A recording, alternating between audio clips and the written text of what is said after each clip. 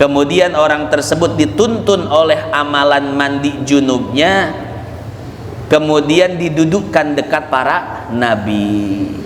Selamat menonton tayangan video dari Media Salik. Dukung kami dengan like, komen, dan subscribe. Assalamualaikum warahmatullahi wabarakatuh.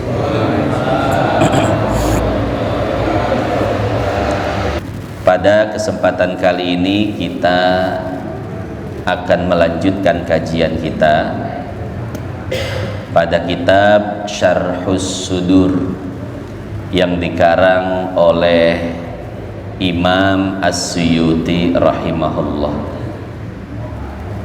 Qala al-musannif, pengarang kitab ini mengatakan, babu ma yunji min adabil qabri, bab yang membahas tentang amalan yang dapat menyelamatkan dari azab kubur.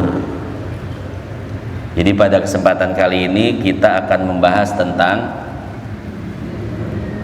amalan apa saja yang dapat menyelamatkan dari azab kubur.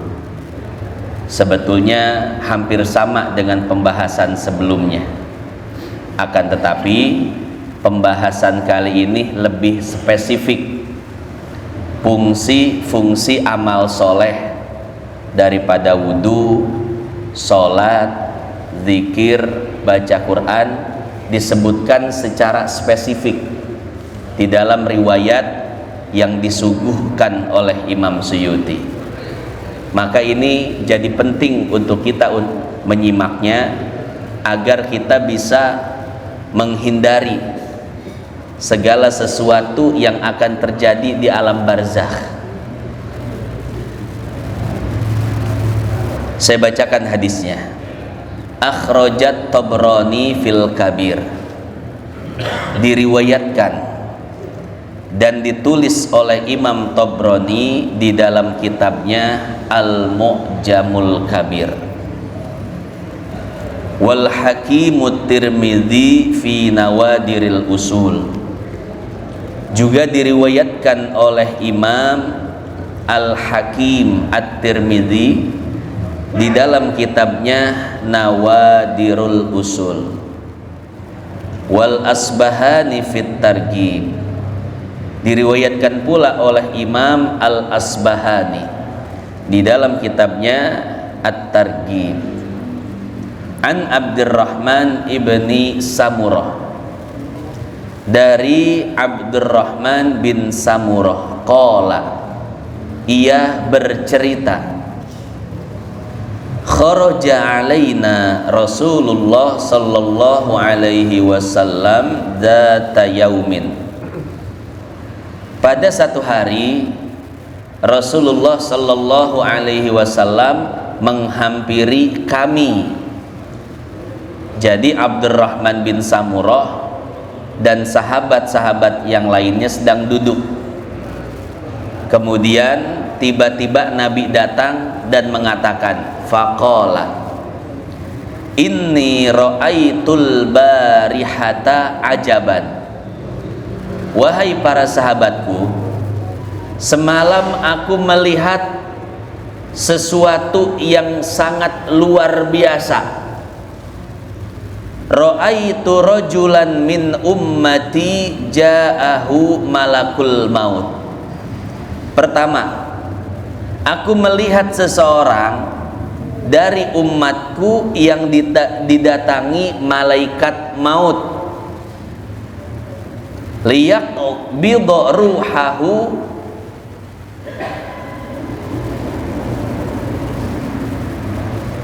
untuk dicabut nyawanya, faja'ahu birruhu liwalidayhi, akan tetapi kemudian amal bakti kepada orang tuanya datang, faraddahu anhu, kemudian menghalang-halangi malaikat maut untuk mencabut nyawanya.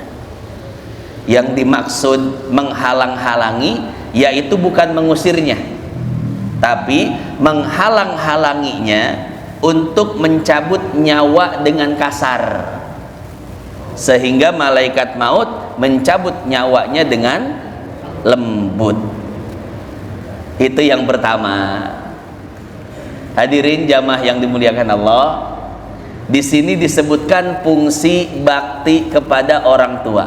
Apa? Yaitu dapat meringankan sakaratul maut. Jadi sakaratul maut itu disebutkan di dalam kitab At-Tadhkirah beberapa riwayat. Riwayat pertama yang namanya sakaratul maut seperti burung kecil. Ini rasanya ya, rasanya atau sakitnya sakaratul maut seperti burung kecil yang digoreng di minyak yang sangat panas dalam keadaan hidup-hidup. Nabi Ibrahim ketika wafat, ruhnya ditanya oleh Allah, wahai Ibrahim, kaifa wajadtal maut, bagaimana rasanya sakaratul maut? Kata Nabi Ibrahim, wahai Tuhanku, rasanya seperti burung kecil yang digoreng di lautan minyak yang sangat panas. Dia tidak hidup juga tidak mati, artinya digoreng dalam keadaan hidup. Itu rasanya sakaratul maut. Atau di dalam riwayat lain, rasanya sakaratul maut adalah dipisahkan antara kulit dan daging dalam keadaan hidup. Pernah ngelihat domba? Ketika hari raya kurban, pemotongan selesai, maka daging dan kulitnya dipisahkan. Ini masih mending, dombanya sudah mati. Tapi sakaratul maut, dalam satu riwayat disebutkan bahwa seperti sakitnya itu seperti manusia yang dalam keadaan hidup dikuliti, dipisahkan antara kulit dan dagingnya. Dalam riwayat lain seperti digergaji dalam keadaan hidup. Dalam riwayat lain seperti dimutilasi, digunting setiap anggota tubuh kita manusia dalam keadaan hidup. Ini kira-kira geli atau sakit, Pak? Sugante geli? Enggak geli. Intinya sakitnya luar biasa. Nah, tapi amalan bakti kepada kedua orang tua itu dapat mencegah rasa sakit saat sakaratul maut. Itu amalan pertama, yaitu berbakti kepada kedua orang tua. Pak Ustadz, orang tua saya sudah meninggal dunia, bagaimana cara baktinya? Ini disebutkan di dalam hadis riwayat Imam Abu Daud. Orang tua meninggal dunia, cara baktinya ada 6 kata Nabi. Salah satunya yang banyak orang teledor adalah menyambung tali silaturahim dengan saudara-saudara orang tua kita, dengan bibi kita, paman kita, mamang, uwa dan lain sebagainya. Ya, biasanya ketika orang tua masih hidup, kita sering dipertemukan dengan saudara-saudaranya sehingga terjalin tali silaturahim. Tapi begitu orang tua meninggal dunia, biasanya putus silaturahim antara keponakan dan mamangnya, keponakan dan bibinya, keponakan dan uaknya. Ya, nah, itu salah satu amalan yang banyak teledor, Pak, ketika orang tua sudah meninggal dunia, yaitu menyambung tali silaturahim dengan saudara-saudara orang tua kita. Padahal itu termasuk dari bakti seorang anak kepada orang tua yang telah meninggal dunia, ya. Nah, itu amalan pertama, bakti kepada orang tua yang telah meninggal dunia dapat meringankan proses sakaratul maut. Yang kedua, wa ra'aitu rajulan min ummati busita alaihi adzabul qabri. Aku melihat seseorang dari umatku yang azab kuburnya sudah dipersiapkan. Faja'ahu wudu'uhu fastanqadahu min dzalik. Tapi kemudian air wudunya datang memadamkan azab kuburnya. Berarti yang kedua yang dapat menyelamatkan seseorang dari azab kubur adalah wudu. Maka jaga wudu Pak kalau bisa. Artinya 24 jam jangan sampai batal. Kalau batal, wudu lagi. Batal, wudu lagi. Batal, wudu lagi. Kira-kira bisa atau enggak? Wa innahu layasirun ala man yassarahullah. Yang Allah kehendaki untuk melakukannya pasti Allah mudahkan. Tapi yang tidak Allah kehendaki melakukannya sungguh tidak mudah, Pak ya. Di dalam Sahih Bukhari, ketika datang waktu pagi, tiba-tiba Rasul Shallallahu Alaihi Wasallam mendatangi Bilal. Rasul bertanya, Bilal, semalam aku melihat mendengar suara hentakan sendalmu di dalam surga.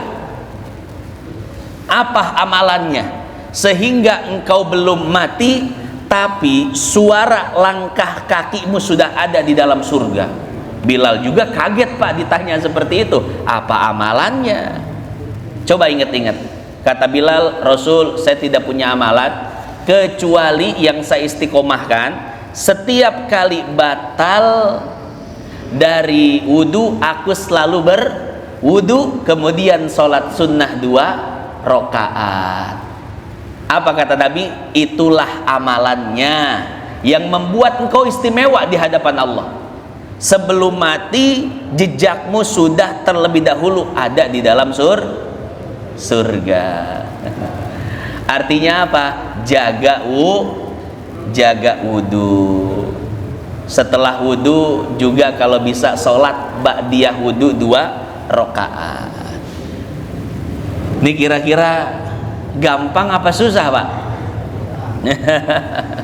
Ya namanya pengen masuk surga Pak lah, susah dikit lah, jangan gampang-gampang. Gampang mau masuk SGC, masuk aja itu. Itu yang kedua, yang dapat memadamkan siksa kubur adalah wudu. Yang ketiga, wa ra'aitu rajulan min ummati qadih tausyat husyayatin.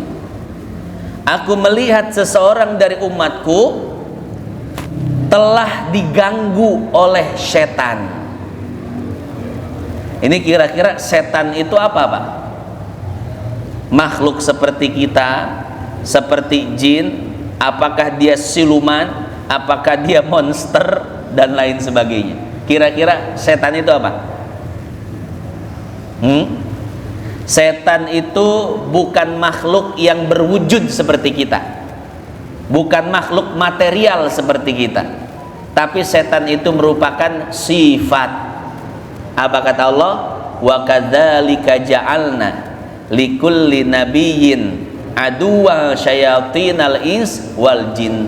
Kami jadikan setiap nabi punya musuh setan dari golongan jin dan setan dari golongan manusia.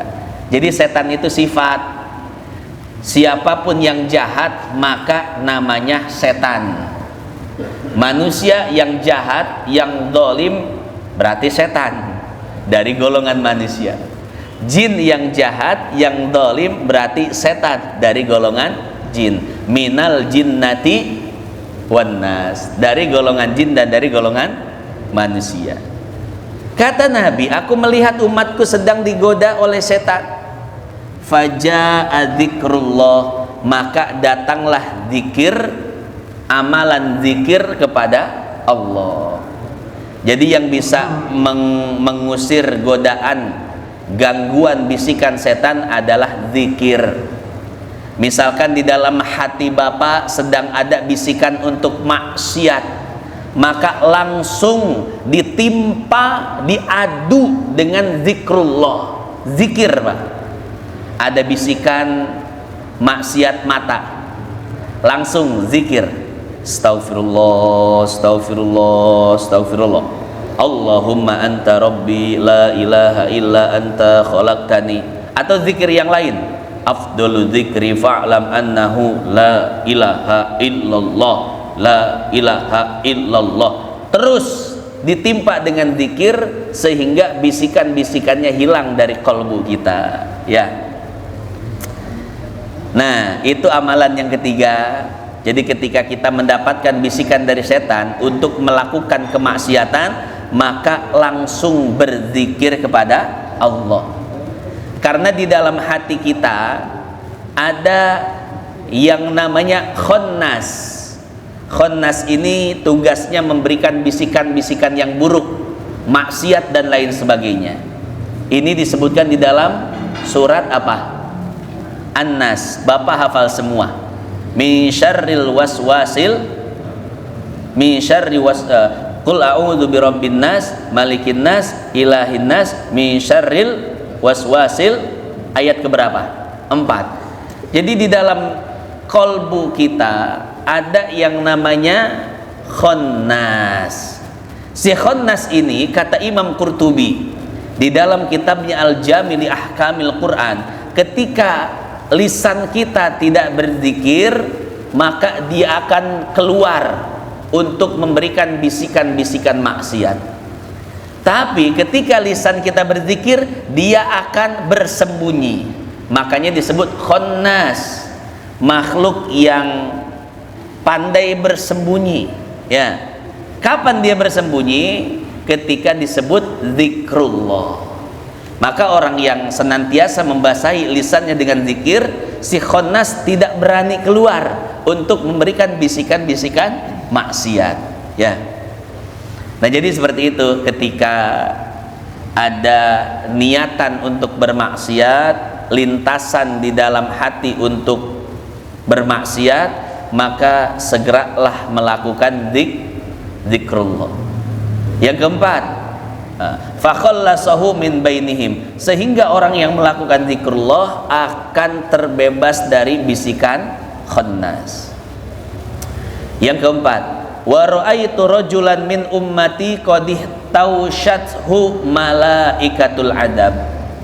Aku melihat salah satu umatku yang sangat takut, mengalami ketakutan oleh malaikat azab. Faja'athu salatuhu fastanqadathu min aidihim. Tapi kemudian datanglah amalan solatnya yang menyelamatkan dirinya dari malaikat azab. Jadi solat ini pemain inti, ya, hadirin jamaah yang dimuliakan Allah. Dari sekian banyak amal soleh, dia porosnya, dia yang tidak boleh ditinggalkan. Ya, bukan berarti yang lain juga boleh ditinggalkan, tapi kalau seandainya sholat yang ditinggalkan, resikonya bisa murtad. Mungkin amalan-amalan yang lain daripada rukun-rukun Islam ketika ditinggalkan hanya sekedar dosa besar. Tapi sholat jika ditinggalkan selain dosa besar dapat menyebabkan murtad. Al-ahdu bainana wa bainal kufri wa syirki tarkus sholat. Perbedaan, pembatas antara seorang muslim dengan orang kafir, orang musyrik adalah sholat berarti muslim, enggak sholat berarti tuh ngeri, Pak. Kalau dianalogikan seperti ini, rukun Islam ada berapa? 5. Syahadat, sholat, puasa, zakat, haji.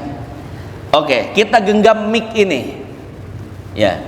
Kalau seandainya orang tidak haji, walaupun dia mampu, lepaslah rukun Islam yang kelima. Kira-kira mic-nya masih bisa dipegang nggak? Masih.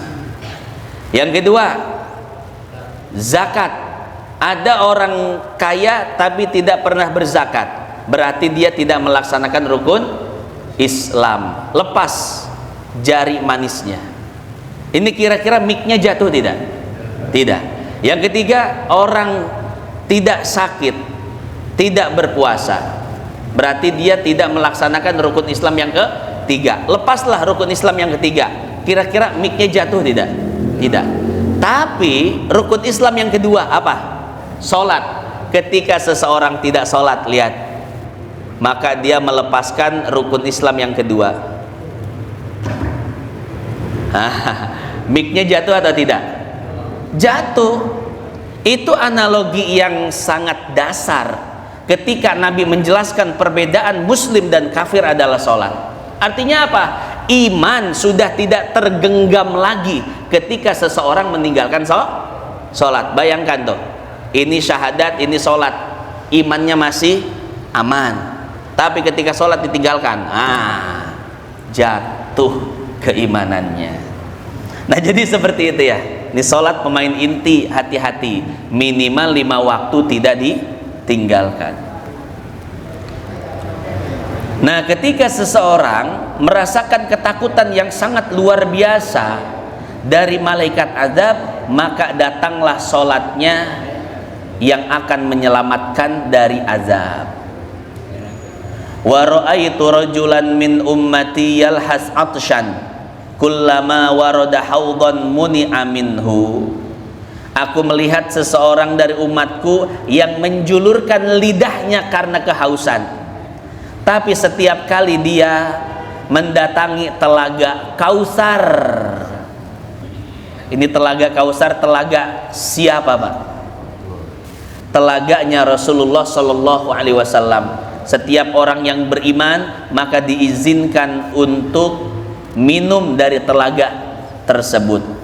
Faman syaribaha, kata Nabi, barang siapa yang meminum air telaga tersebut, la yadma'u ba'daha abada, maka tidak akan haus untuk selama-lamanya.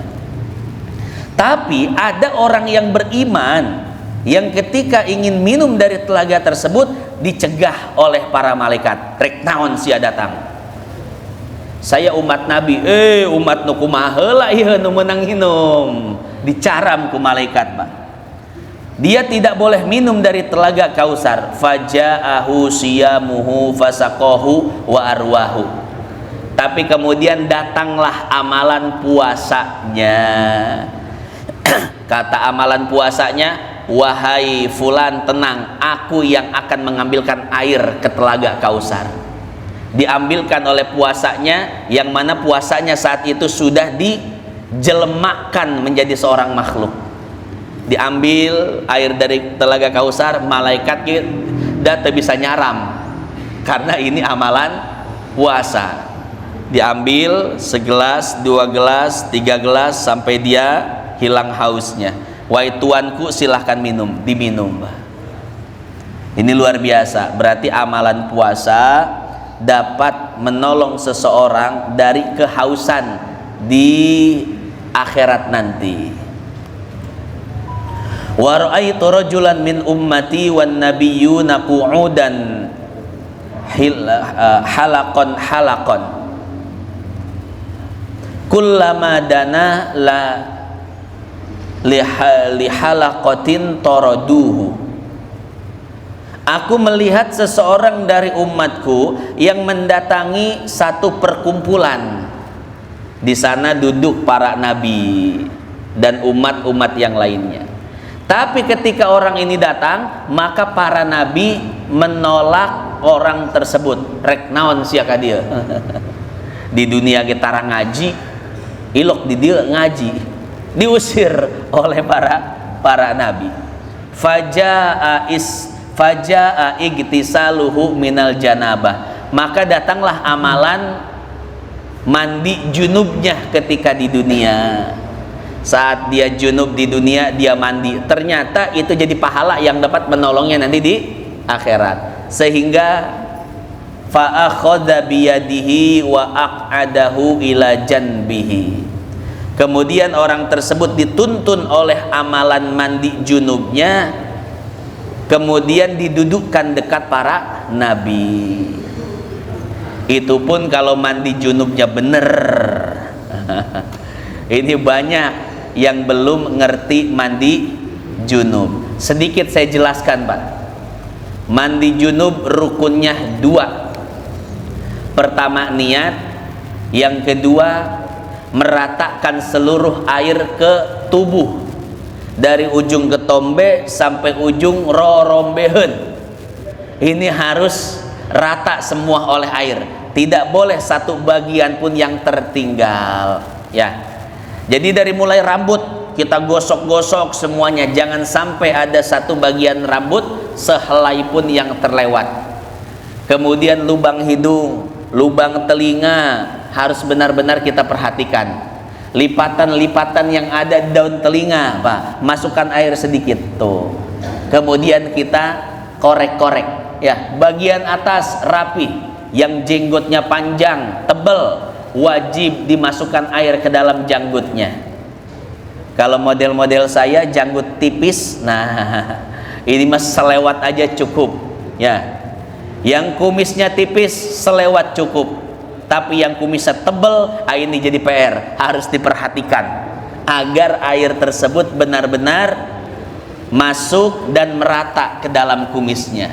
Bagian kepala selesai, bagian tangan kanan dan bagian anggota tubuh sebelah kanan, ya, ketiaknya harus benar-benar terkena air. Kuku-kuku yang panjangnya, nah itu harus benar-benar selak-selaknya terkena air. Bagian kanan selesai, bagian kiri sama. Lipatan-lipatan perut, yang perutnya one pack atau zero pack, bulet kos saya perutnya, ya, perut jelema senang. Nah ini perut orang senang, Pak, bulet. Ya, biasanya ada lipatan-lipatannya, Pak, itu perlu diperhatikan. Pusar bagian luarnya perlu diperhatikan, ya. Kalau yang perutnya itu six pack, kurus rata dengan dadanya, nah itu agak aman. Yang enggak aman yang kayak saya ini. Tapi saya enggak buncit juga sih, walaupun saya gemuk, ya. Perut saya rata loh, Pak, Masya Allah. Ya, nah ini aman nih kalau yang perutnya rata. Tapi yang perutnya ada lipatan-lipatannya, perut orang apa tadi, orang bahagia, ya. Itu perlu PR, ya. PR lipatan-lipatannya agar terkena air mandi junub. Begitu pula kemaluan kita. Ini PR bagi laki-laki, kemaluannya kan ada kantung kemihnya, ya, ada lipatan-lipatannya. Nah itu harus terkena semua. Kalau perempuan agak aman lah, ya. Ini masalahnya laki-laki. Kemudian dubur bagian belakang sama. Kita basuh air dalam keadaan jongkok. Jadi kita jongkok seperti kita mau istinja dari buang air besar. Seperti itu cara membasuhnya. Kemudian lipatan-lipatan di paha, lipatan-lipatan kaki, kuku-kuku, selak-selak kuku yang di kaki, selak-selak jari kaki, itu harus terkena semua.